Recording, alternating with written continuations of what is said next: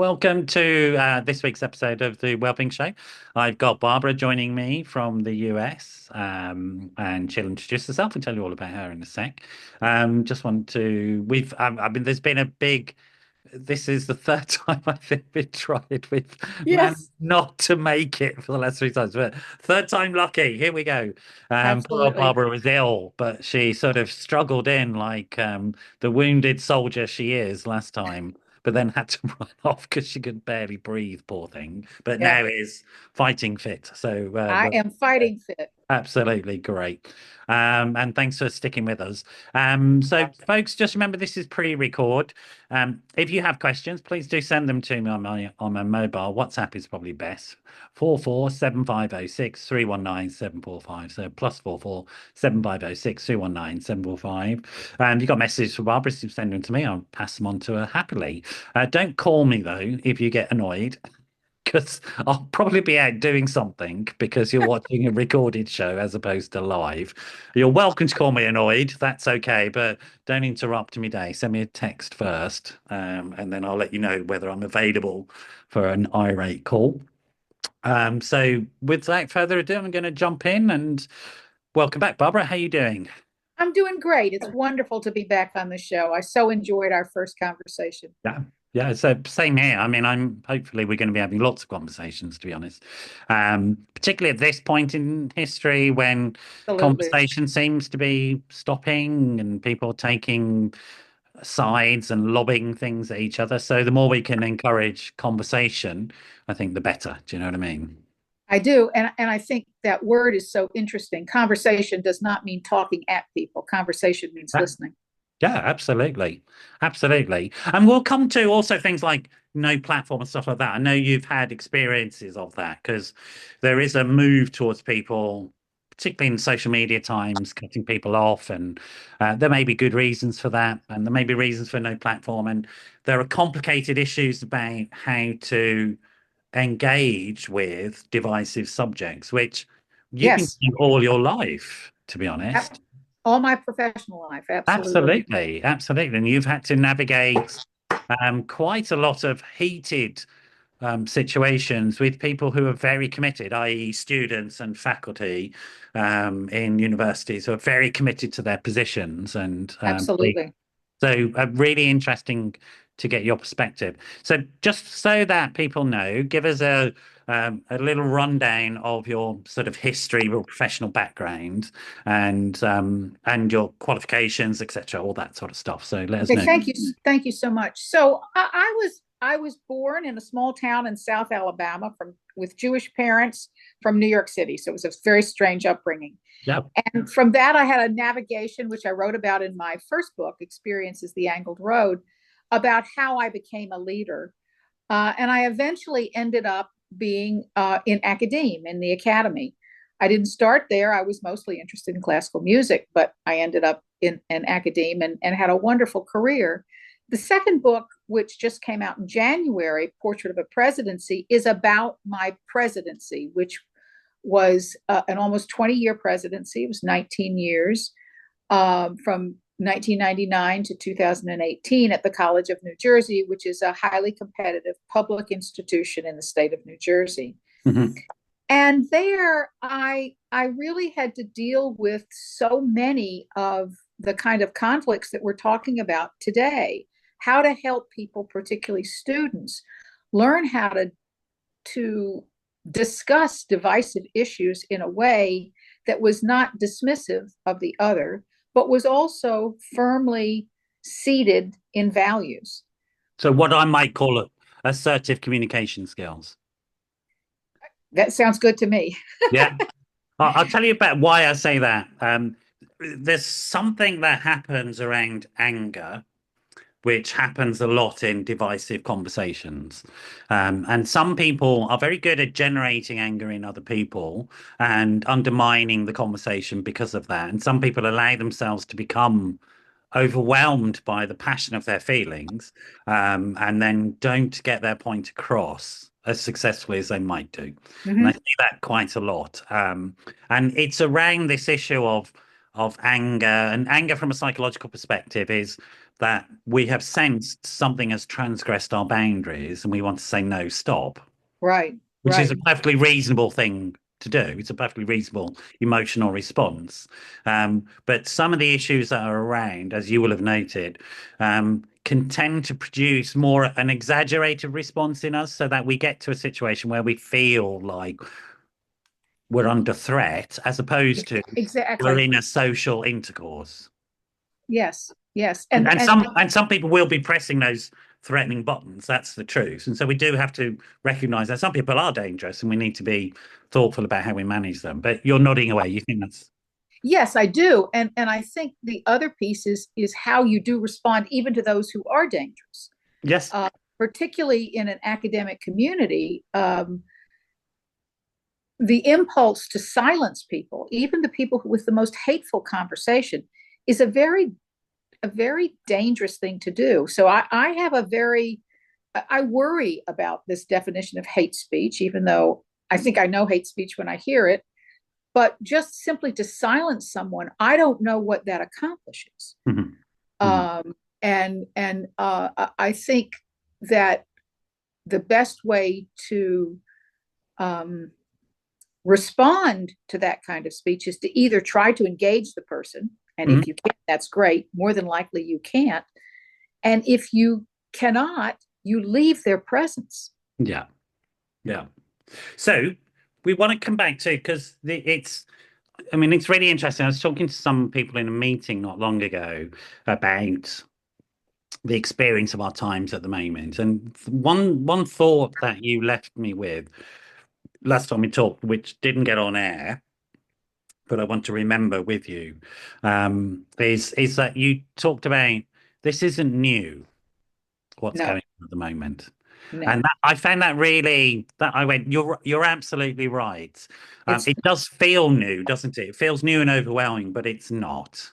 Right. But part of the reason it feels new is that the greatest trumpeter of this new conversation wants it to sound new. Yeah, that's right. And so why should we fall for for that voice's version of the world Yeah. when we know he is just a repeat of old examples that we've seen go wrong in the past. Yeah. And that sense of disconnecting people's higher functioning brain and removing their capacity to represent themselves or stand up for themselves or take action to make themselves safe, like leaving, for example. Right. That sense of overwhelm, being frozen, is, in a sense, exactly what that type of person wants Exactly. because they thrive on power. Yeah, and power in the negative sense. Power is not necessarily a bad word. Sure. Power is just to get things done. But if the power is to assure that you can't get things done, that's something else, right? So if my desire to get things done is for a positive impact on the community, then that's probably a good thing. Yeah. Yeah, and also because there's been significant criticisms of leaders who seem impotent or without power and Correct. Correct. unable to achieve things. So it's an appropriate point to make. It's about whether the person displaying that power or using their power aligns with one's own values and outcomes and goals. But there is also an interesting distinction to make, and I wonder what you think about this.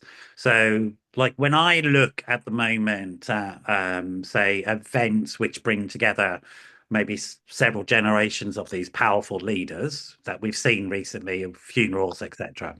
And some of those people, even though that they have very different uh, had very different goals, if you like, in policy goals or outcomes, they're actually fine with each other as people. In fact, they seem to be okay with each other as people. Yes. Yes. And then Yes. some can't, right? Yes. And as a leader, how do you understand that sort of dynamic? Well, I mean, I hate to get into your realm as a psychologist, but I think if you're a narcissist, um, you simply can't let anyone else have any of the limelight. Yeah. And the only way you are is if you are everything. Yeah. And I think that that's what these autocratic and fascist leaders need. They need all the oxygen in the room. Yeah. Yeah. And There's a lot of things, subjects that seem to take up all the oxygen in the room these yeah, days.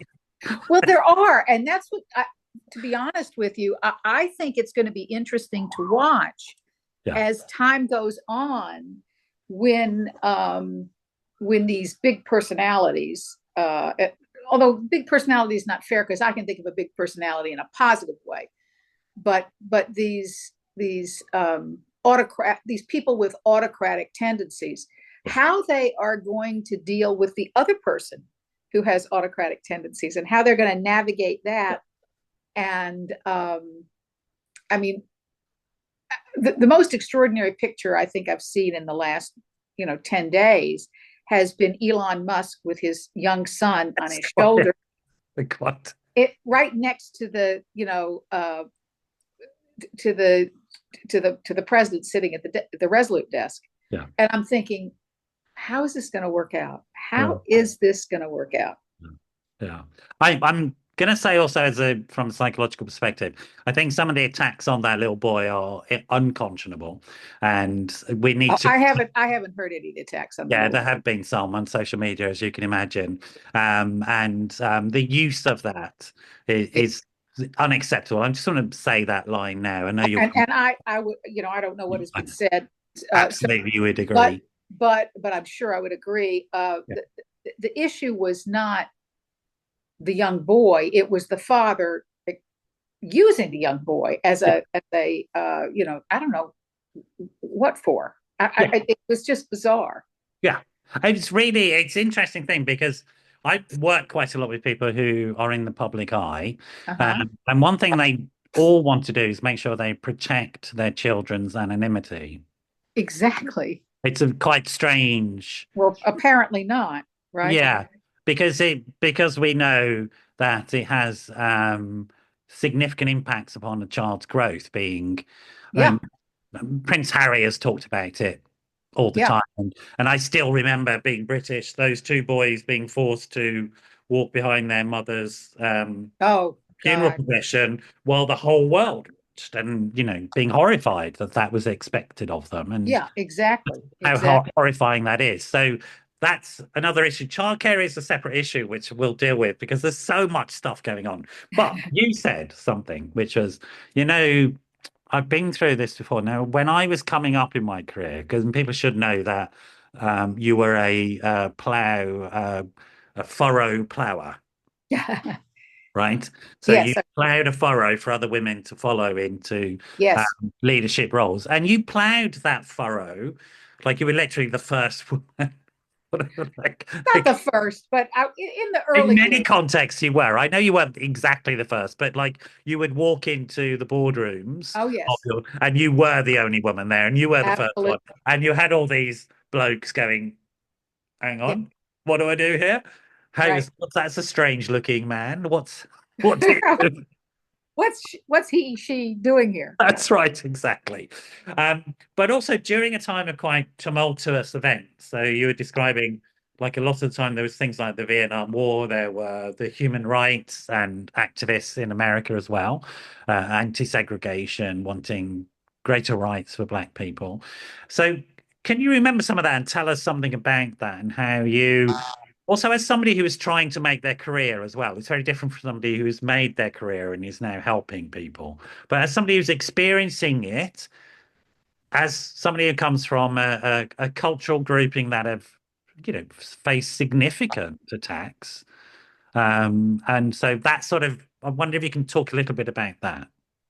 So when I was first getting into the academy, there were often times when I was the only woman, the only Jew, the only whatever Yeah, in the and so I had to learn how to navigate making sure that the principles that I had to believe that some of us shared yeah, um, could be highlighted and that it wasn't all about my being the token because I think that's extremely important so that so that I could be seen as a useful agent Yeah. in the enterprise. But sometimes you simply had to step outside that and insist that people hear hear the other side. Yeah. When I was provost at Drake University, there was this wonderful show that came, and it was a it was a dramatic presentation by a troupe that came from a university in Texas. And what the troupe did was at the beginning, the first act was a telling of the tale of lynching in the South. Very powerful. Yeah. Yeah. And then the second uh, act was going to be based on input from the audience. Oh, wow. And I was sitting there with two women friends of mine, both of whom were African American, and the question was asked before intermission: please come up and name the name of a person that you know that was shot, that was murdered by gunfire. And so, we'll try to cover as many. We'll try to incorporate as many of them as we can. And so I'm overhearing these two women, both of them very middle class, both of them very highly placed academics. One was an assistant provost, the other was a dean of students at another school, blah, blah, blah. Great credentials, great success. And I overheard these two women talking to one another.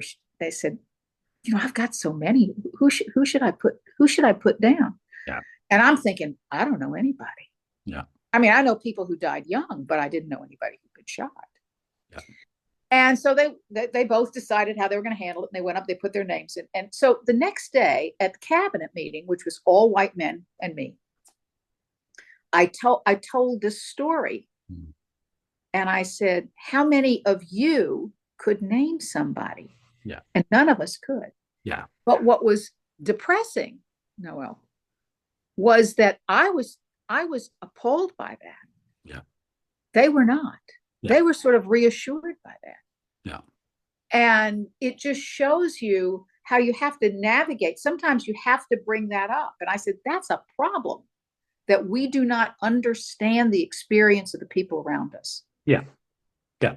I want to come back to something you said. I mean, it's a brilliant point, well made. And it encapsulates so many of the conversations around how the sort of filters people have in terms of experience. Yes. And whether they can identify and understand something, can tolerate it or not. Because often our intolerance comes from the fact that something is outside of our experience and it makes us uncomfortable. Yes. And we do need a particular set of skills to be able to deal with that. And I think that's where academia is, your position is very helpful, because it's always suggesting that knowledge in and of itself is a good thing.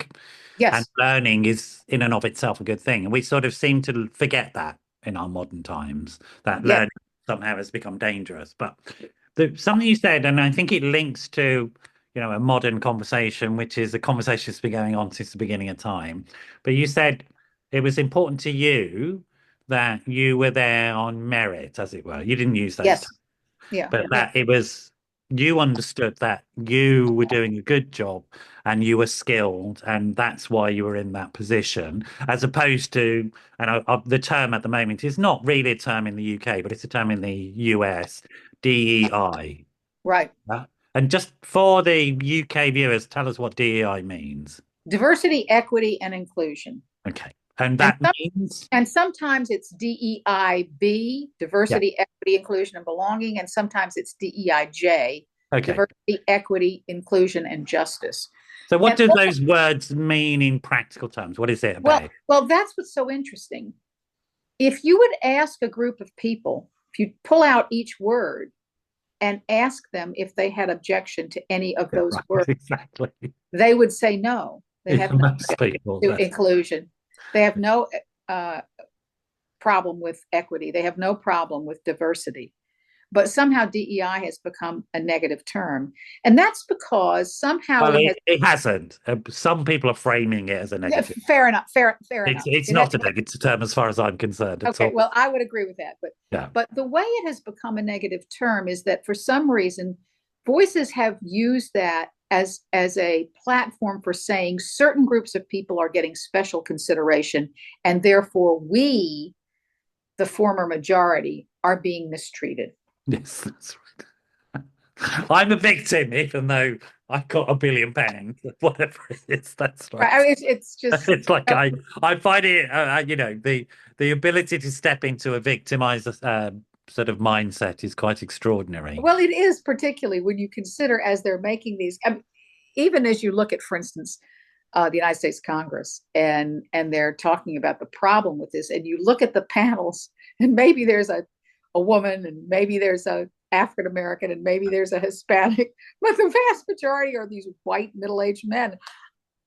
I don't know. I just don't see it. I don't Yeah. see that they've been But it's interesting, isn't it? We'll come back to what the DEI stuff means as well. But like this idea that you, as a human being, and I think this is the important thing to understand, and every person I know who's committed to themselves and to what they do in the world, which is most of the people I know, wants to have a sense of achievement for themselves, that there's an intrinsic value to what they're doing. Okay. Yes, yes, And it's important as an individual that they feel that they're competent at what they're doing and that they are doing something that is useful and productive. And that seems to be, and I don't think I live in a little weird bubble. Most of the people on the planet I've come across, and that seems to be true from my experience, whether the person is male or female or intersex or white or black, gay, straight, whatever. I've people seem to want to excel, and as somebody who's psychologically informed, I understand that as part of the human capacity to look after each other is part of our species' ability to survive. That's why we rule the planet, because we organize into complex social groups and we want to put back. yeah, We're yeah, engineered for that. So yes, that's what I understand. So, in terms of your experience, in terms of people that, because of course you've run these programs, haven't you? DEI programs, you've yes, yes. implemented these policies. So, tell us from that perspective what that's been like. Well, I think one of the things that I do think uh, is a legitimate criticism of these programs Yeah, is that very often there's more lip service than action. yeah, And one of the things that I always would observe is when someone would express their commitment to the concept of DEI, I would look at their leadership team. okay, I would look at what they actually invested in programmatically. yeah, You know, and if they had a nicely diverse leadership team, and I don't mean quotas. That's not what I mean. yeah, But I do mean some kind of variety and variety of perspectives that would be feeding into their major decisions and the programs that they supported in their budget, because the budget is the proof that you're supporting something. That's where your money is going.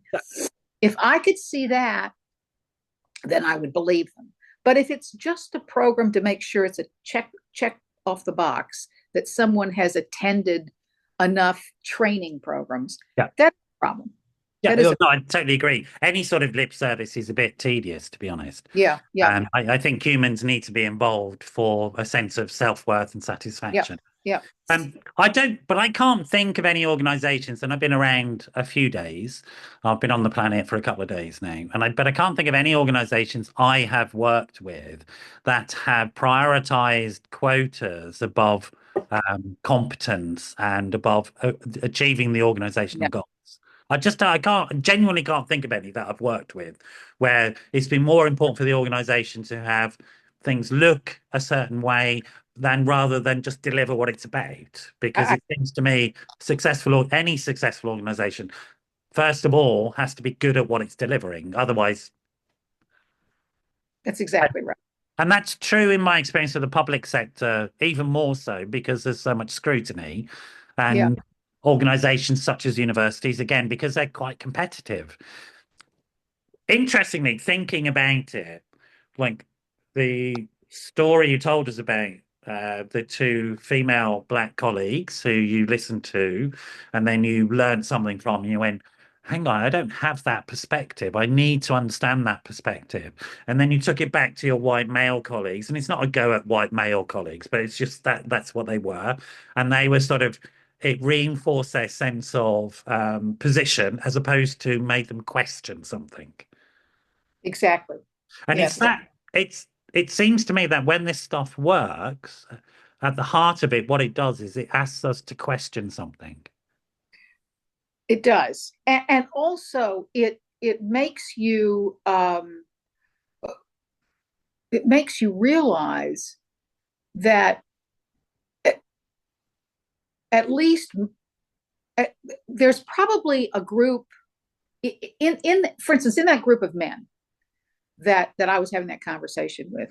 There was one person who was completely uneducable. There's no way that Yeah, that guy. right. Shut us down. I mean, for instance, when I was having a conversation with him once about Yeah, HBCUs, and he thought I meant community colleges because yeah, that's where blacks went. You know, yeah, yeah, yeah, yeah.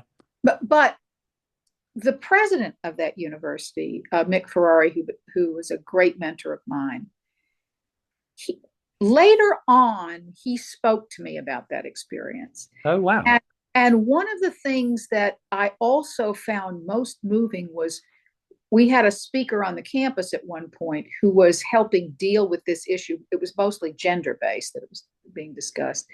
And he was talking about how he struggled to figure out how to interact with female colleagues that he admired. Okay. And I was so impressed with his honesty Yeah, and with his directness because he always treated me with fairness. He always treated me with fairness. But what he worried about was that he came from a background. He was an Italian, and he came from this family where everybody hugs all the time. And so, oh, how, yeah, right. how did Okay. he deal with that? Yeah, How did he deal with that when he didn't want to offend, but he also didn't want to show lack lack of concern or interest or care? yeah, And I just found that so moving. It was yeah. really very moving. And so I think it's really important when you get into those circumstances and you're telling one of these stories to realize that there are people there who will and can learn. They may not learn right, they may not acknowledge their knowledge right then, Yeah. but they will get it. But was there also something about the fact that how you are as a person, I think this is quite important, allowed him to open up and be a bit more vulnerable with you? Yes, And because he could then, like a decent human being, think about that event and then go, well, how do I relate to it? That is outside of my experience, but how do I relate to this thing? yes, yes, yes. And there was something about how you present yourself, I guess, that allowed him to go, this is going to be okay to have this conversation. Maybe not consciously, but to Yeah, sense it's going yeah. to be I okay. think that's fair. I think that's fair. Yeah, yeah. And I guess in my senses, when we begin to diversify in the best sense, diversify the environments that we're in, that's the possibility, isn't it? Yes, yes, I guess you understand the concept. I don't know if I think it's an education concept that's used a lot. It's called communities of practice. Do you know that term? yes, yes, This idea that we learn best from people, other people, that with a community of practice of peers, we can learn a lot from. And it's yeah, used a lot in psychology in terms of support groups and things like that, yeah. healthy behavior and all that sort of stuff. But it is actually an educational approach. Oh, okay, okay, yeah. So that's where it comes from. And that sense in which diversity as a concept is not a political thing, but is for me, a very natural human state, a state of health. Yes. Well, I mean, isn't it true that if you just look at genetics, isn't it better to have Yeah, more various input than to yeah, have? I mean, that's why, you know, intermarriage is such a dangerous thing. yeah. I mean, literally genetic diversity, ecological diversity, but it's also true for humans Yes, that exactly. there's a minimum mix of humans to allow a viable culture there's got to be a certain amount of difference for a viable human culture to emerge in small cultures. So these studies have been done because we look at zombie apocalypse and think, could the human race survive? But there has to be a certain amount of diversity for the culture to survive, for the Yep. interaction between humans, not just biologically, but in Yes. terms of personality growth. And there's also plenty of evidence that shows that, having a diverse group of people around you promotes growth in your frontal lobes, which Oh, okay. reduces the Okay. risk of dementia, reduces the risk of mental health problems, etc. So it's like the way I Huh. explain it. Yeah, it's there's rock solid evidence for it, and the way I explain it is like this. Somebody who goes to the gym and only works out one arm is not getting healthy, but they're going to get a big arm. Whereas somebody who goes and works the whole body is getting healthy. And it's the same with our minds, literally. Our Okay. minds, our That personality makes grow, perfect sense. That doesn't makes it? perfect. It Doesn't makes it? perfect. Yeah. Plenty of evidence for that now. So you had these experiences, I guess, these forces that wanted to create separation. You've had those experiences, and now here you are again as somebody, and we'll talk a bit more about your second book, as a leader who's got this sort of bank of experience, finding themselves again in a world that just seems to be determined to create division and Are you referencing contemporary times right now as opposed yeah. to my? Yeah, okay. Well, I think part of the problem as far as higher education in the United States uh, right now, and I emphasize this a good bit in my final chapter about what's happening in higher education right now since those first congressional hearings last fall, not a year ago fall. Um, there's a problem in presidential leadership. The wrong people are in the seats. Hmm. And it's got nothing to do with diversity, equity, and inclusion. Hmm. It's got to do with what boards of trustees are, because that's how they become leaders, um, by the choice of boards of trustees in the United States. And they are looking for people who are, they were, who are great fundraisers and who may be good in terms of public presence with external audiences, but not recognizing that probably the seminal role of a leader of an institution of higher education is to lead that institution. Yes. So therefore, you need to understand the students and be close to the students. I would submit to you, if you look at those people who were interviewed in the first two congressional hearings, for university presidents, the one in the fall and then the one in December or January, the one with the president from Columbia, I would submit that those presidents did not know their students. Hmm. They had no relationship with their students. So Hmm. when they heard these things that students said, they didn't know what to do with it. They can't imagine that a student would say that. Well, I could have imagined any number of students at the College of New Jersey saying those things. Yeah, And exactly. I would have been very comfortable sitting down with them and saying, look, why do you really mean this? And they would probably say no. And I said, well, could you say it this way? And maybe it wouldn't be me. Maybe it would have been my vice president for student affairs, dean of students, something like that. But it would be my administration. The other thing could be said about the faculty too, because I think there's a distance from the faculty. And if you don't have the students and the faculty in your consciousness as you're thinking about leading the institution, what are you there for? Yeah. I think you're a corporate leader. That led them to do things that, particularly in that first hearing, these people have said that the women who were interviewed in the first hearing were inexperienced, and that was what the problem was. I don't think that was what the problem was. The problem was they took the advice from their legal team, Hmm. and their public relations team. Don't think of the most innocuous way to speak of these issues.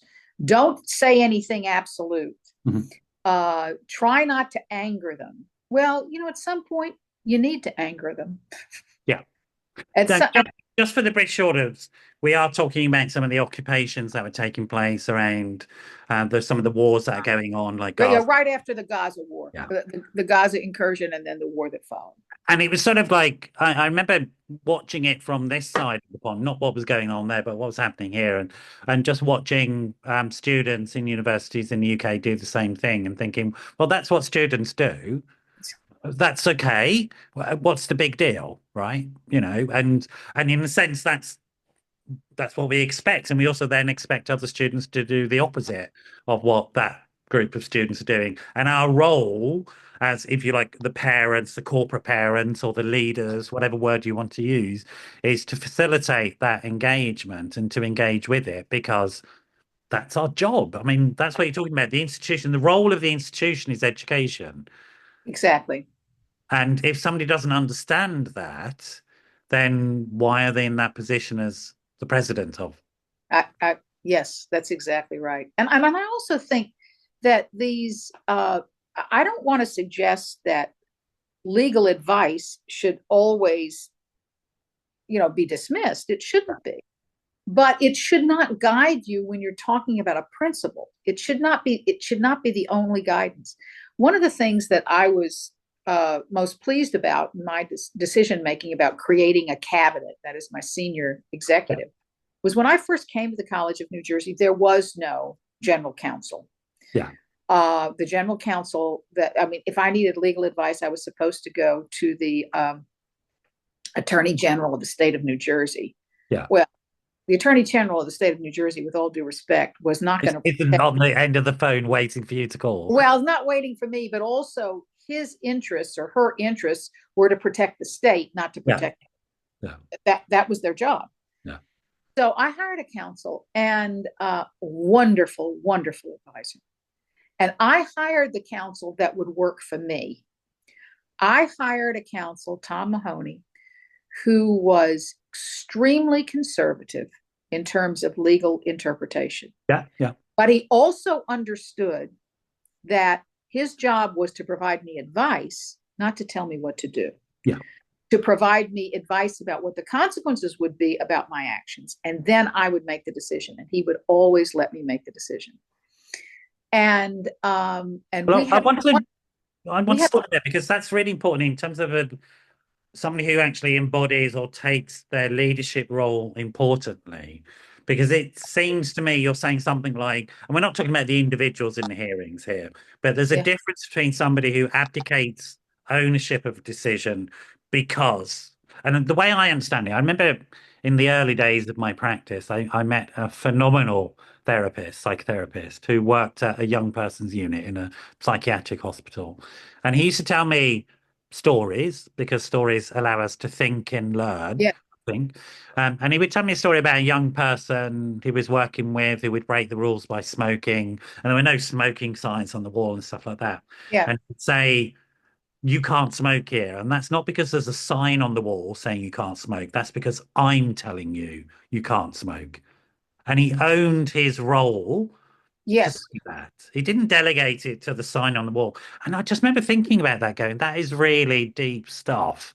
And I was beginning to understand it. That yes, there's a rule about not smoking, of course. And there are laws about smoking and all that yeah, sort of stuff. But when a true leader is dealing with other people, they get behind what they're saying and they embody that belief. Something like that. yes, yes, exactly. And so that was missing from these people, that they were hiding, risk averse. Are we at risk of becoming that? I mean, I'm sort of generally Yes, on the educated, liberal, intelligentsia type stuff. Are we at risk of losing that, do you think? yes, yes, we are. Yes, we are. And we are risk averse. And we Yeah, are risk. yeah. The problem is the consequences of being risk averse are much worse than just taking on the heat that you're going to take for having taken a position. I Because agree, but you tell me why you think that is. I mean, I totally agree with well, you. because first of all, if you're talking about institutions of higher education, you will lose their whole purpose. Yeah. Their Oh, yeah. purpose That's, yeah. is to stand out on the fringes sometimes. The other thing is there's if you're always worried about someone criticizing you, you can never take a stance on anything. Yeah. I can't even take a stance on whether that's a good film or not Yeah. if I'm worried about what you're going to say about me. Yeah. And I do think social media has played into this, Yeah. in that particularly our young people are so driven by how they're liked or how many times they get likes or checks or whatever. Yeah. That's their sense of identity and their sense of worth. And that plays out in how they interact. Yeah. And I think it's also culturally, we look at the moment, what's going on, and there's something about, and we've got to finish soon because I know you have to go, Yeah. Mm-hmm. but there's something about this idea of threat and risk assessment and risk management. It does seem to me that there are more actual genuine risks in terms of the type of leadership of countries Yes. where those leaders are actually quite willing to be antisocial and dangerous and do things that are very destructive, right? I think that's true. And it's easy. It used to be easier when I would say things like, there should never be a job that is so important to you that you would not give it up on a principle. Yeah. But nowadays, there are physical threats, and that's scary. Yeah. That's very scary. But the only way to fight that is to create this phalanx of those of us who say, no, you can't do that. Yeah. I was extremely pleased with the reaction. I don't know if you've been paying attention to the most recent anti-Semitic comments by Kanye West. Yay. You can't miss them, to be honest. Okay. Anyway. It's like extraordinarily. Yeah. Yeah. Anyway, but there was this ad that was created by AI. The AI one, yes, absolutely. I saw it. Of people objecting to him with an offensive T-shirt, and it was created by AI. And I was so impressed with those who came out, like Scarlett Johansson particularly. I read her said, no, she said, this is not in support of Kanye West, but you cannot use me. Yeah. As your, even though your argument I might support, you cannot use me without me saying so. I was really touched by that, particularly Scarlett as somebody who has had personal attacks against her because of yes. roles that she's chosen to inhabit. Exactly. Yes. And so there was a resonance there for me. I was extremely impressed with that, because I think that's important, and to come out as a group and say no, and for her, from her position of power, to do that, I thought it was absolutely.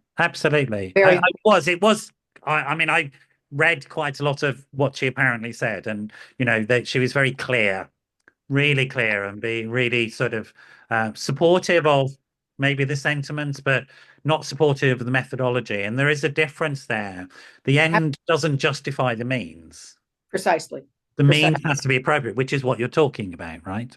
Exactly. And if we lose the fact that the way we choose to do things has outcomes, if we forget that and we just become outcome focused, which is what some of these very dangerous people in positions of power are, they're just outcome focused. They don't care how they get there. As long as they get there, they're right, they're going to get there. But actually, I think we always have to have a path towards our goals, which is humane and humanistic and involves people in that process, which could be called education, to be honest. It could be. Do you know what I mean? It's like the I ideal. do know what you mean. Yeah. Ideal. Look, we have to leave it there because I know you've got to go. Finally, we've got it done. I'm so glad we did. And also, just again, this whole thing is there needs to be more discussion, dialogue, conversation, exchange of ideas. It's probably the most important tool at the moment I can think of that it's really needed. Yes. And higher education is more important than ever. I would agree. Totally. Absolutely. You stay there, folks. I hope you've got a new view of, because it's like, it's easy to buy into the sort of media-led frenzy about the view of America as having Gone back to the dark ages. It's not true. It isn't true, and I hope people will read my book. I really will. What's your book called so they know? Portrait of a Presidency, Patterns in My Life as President of the College of New Jersey. It came Super, out in January. It's available on Amazon.com, and you can also see my website, rbarbaragitenstein.com. super, brilliant. And you're available for talks and Absolutely. consultations and coaching and Absolutely. Absolutely. super, super. Thank you so much for coming with us, Barbara, today. You're more than welcome. It's a pleasure.